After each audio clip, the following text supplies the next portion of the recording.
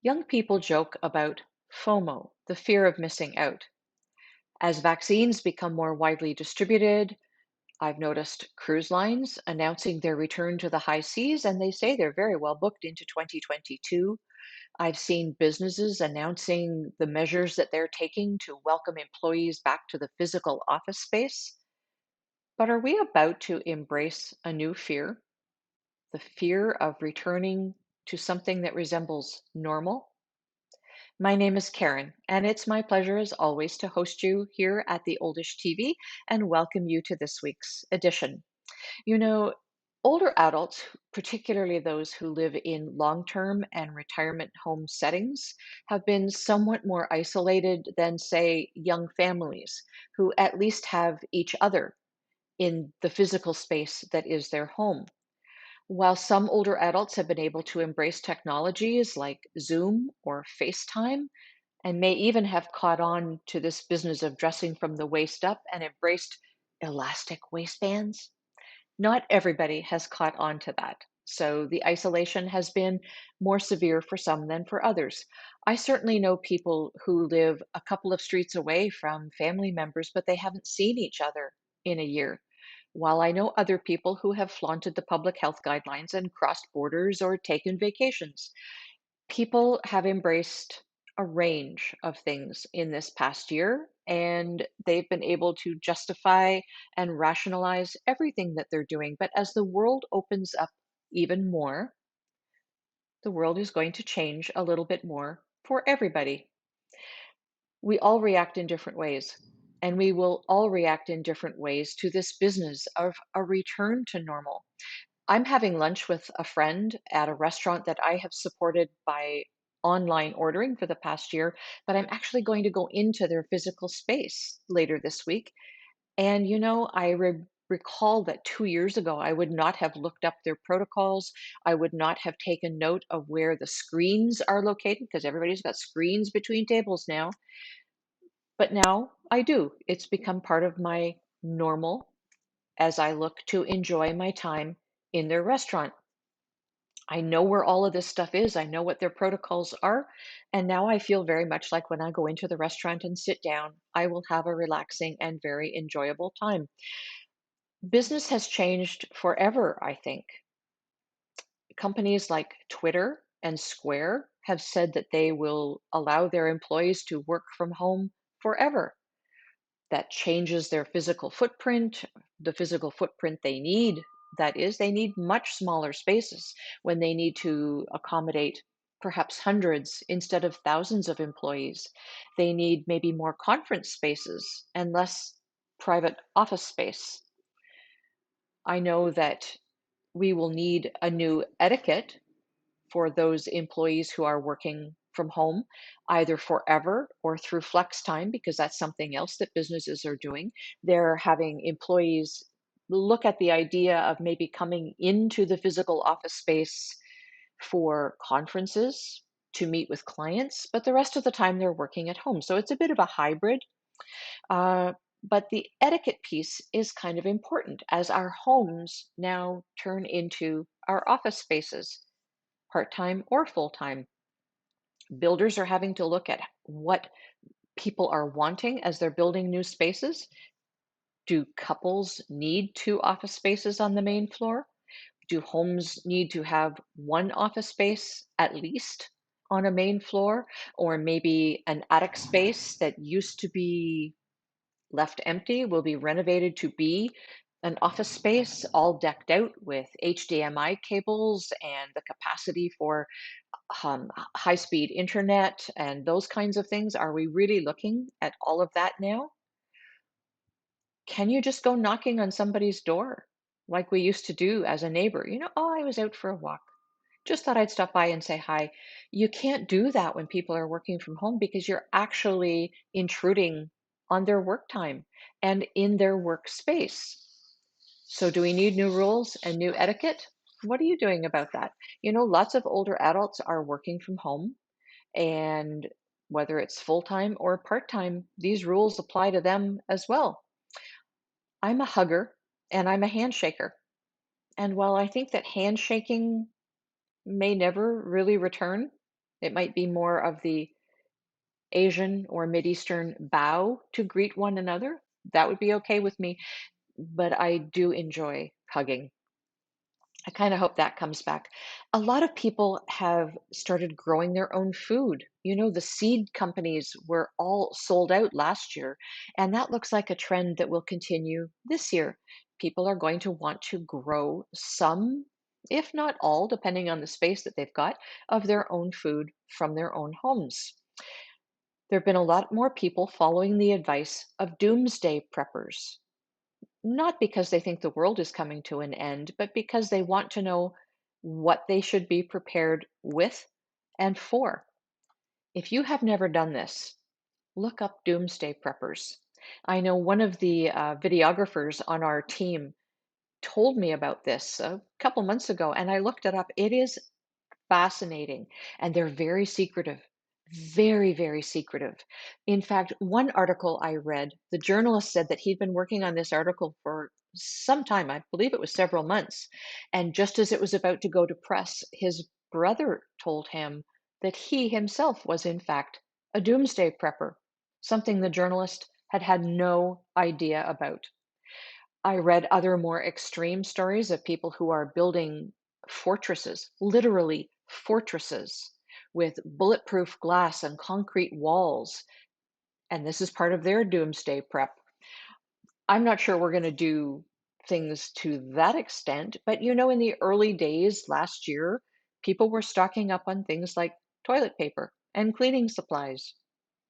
Now that they're in better circulation, what are you going to do with all this stuff?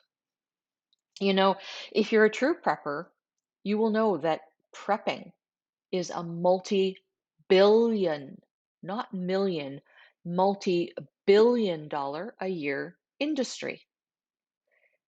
And it hinges on things like food with a 25-year shelf life. Have you ever heard of that? I had not heard of that until I started reading. Survival food buckets are apparently a thing and can be purchased at places that are pretty mainstream, like Kmart, Costco, and Bed Bath and Beyond. What? I had never heard of this. I guess I'm going to pay a bit more attention now. But, I think that true food preppers would laugh at us because when I looked up the things that people were buying over this past year, the top items that people were buying a lot of to have in storage, here's the list. Let me read it to you. Bathroom tissue and cleaning supplies and hand sanitizer. We knew that. Flour, yeast, board games, yoga mats, cold medications, thermometers, canned foods, and bottled water. Now, when I look at canned foods, when I went to the grocery store, this is my experience, not the list of things, but when I went to the grocery store early on last year, and I would look at the things that people were buying, just taking a boo into their shopping carts, I would see a lot of prepared foods in cans being purchased. I would see a lot of prepared frozen foods being purchased. So the kind of stuff that you would open a can and dump it into a pot, heat it up and eat it, as opposed to the raw ingredients for things.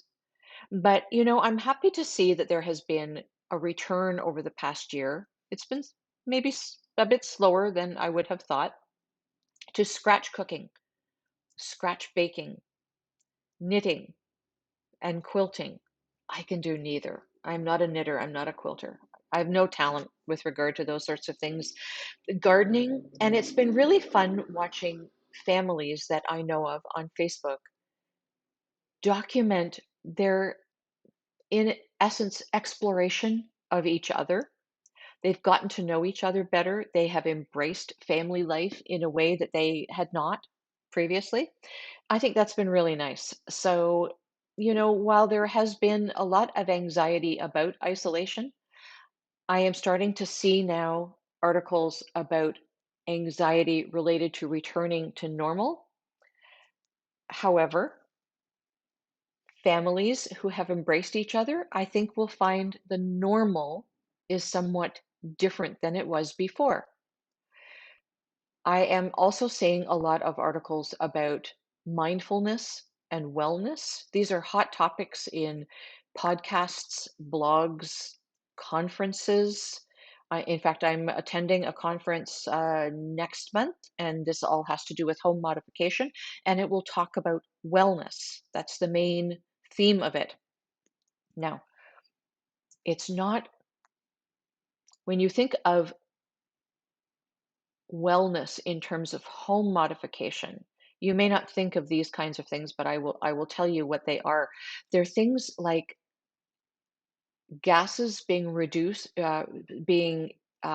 released from carpets that people put down, the toxins that are in paints. That's the kind of wellness in home modification that is being embraced now. So think about that kind of thing. But apps like Calm, that produce white noise, tell you bedtime stories, play soothing music. These things are being scooped up. Online exercise programs that connect the body to the brain. So things, if you can think about yoga and Tai Chi, these are things we've talked about here on the Oldish for a long, long time.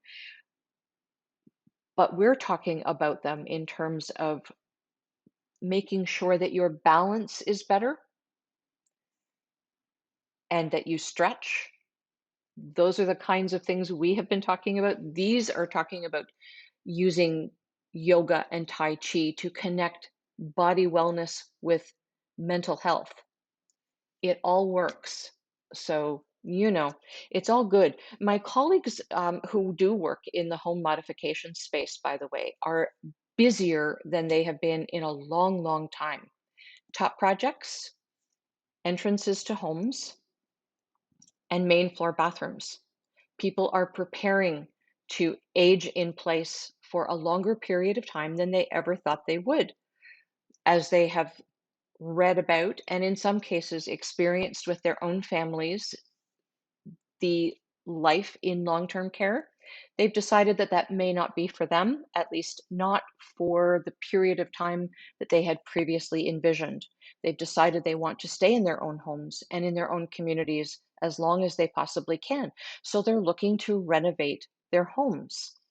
Check out Real Life Renos for that. On Facebook, go to Reno Studios. The video project is called Real Life Renos, but you'll find everything there. This is such an interesting ride. Anyway, telehealth services are booming too, and that is a good thing for older adults. They don't have to rely on their adult children to take them to appointments. It's very stressful, this business of preparing for an appointment. They're getting up, they're getting dressed, they're stressed in their minds, thinking about what's ahead. They have to travel to the appointment, sometimes sitting in a waiting room for an hour or 2 hours or more, and then they're driving back home again. Telehealth services are the bomb, literally the bomb. In many cases, iPads are just being sent to their homes if they don't already own one. If they do own one, they just download the app, and at the appropriate time, they sit in their favorite chair and they turn it on and they connect and they have this conversation with their physician or their specialist. In some cases, they also go to OTN centers. So that would be in Ontario. That is our network, the Ontario Telehealth Network, and they go to the hospital in their local community or to their doctor's office and they log in from there to their specialist. So much easier. But these are the things that have been, if you will, silver linings in the past year. The embracing of telehealth networks, embracing family time, embracing the idea of gardening, making our own bread, cooking from scratch, learning to knit or repair our own clothing with sewing machines, like holy smokes, the way our grandmother used to do it, right?